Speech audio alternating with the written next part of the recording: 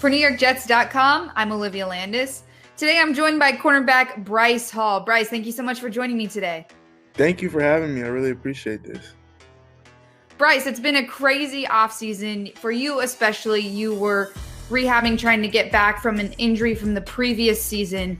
Where are you at today physically, looking forward to that 2020 season? I'm doing really good. I'm excited, and I think there's so much opportunity that's ahead. I'm rehabbing well. Rehabbing is going really well. I think I'm just making steady progress, and I'm right on track to be exactly where I want to be. Now, obviously, this has been a crazy offseason for everybody. How unique was this virtual offseason for you specifically, since it was your first professional one? I think it was different because obviously it's a lot less physical repetitions, but I think it was really impactful for me, especially because, I got a chance to slow things down and really gain the mental perspective. We had a lot more time to really understand and grasp the playbook.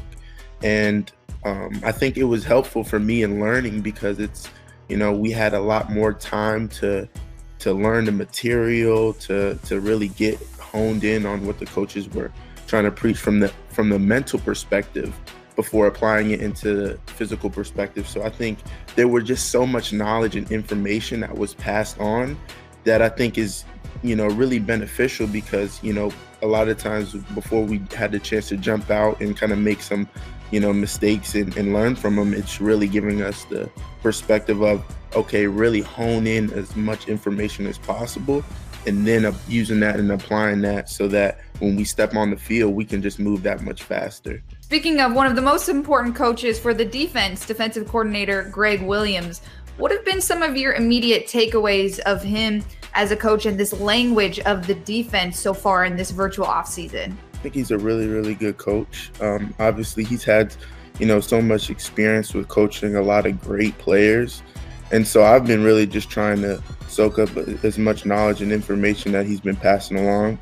I think he does a good job of just, making things very clear and decisive for what his expectations are.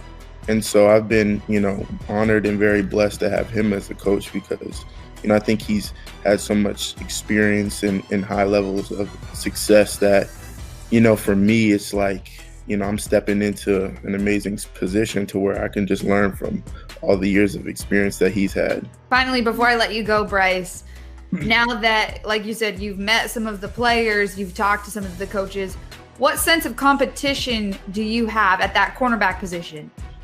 Honestly, I think the biggest competition is myself. I want to be the best that I can possibly be.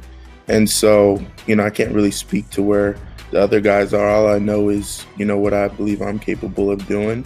And I'm going to just go into the camp and wherever and put my best foot forward. And I'm going to let the chips fall where they may. Bryce, thank you so much for your time. I appreciate it. Yes, ma'am. Thank you for having me.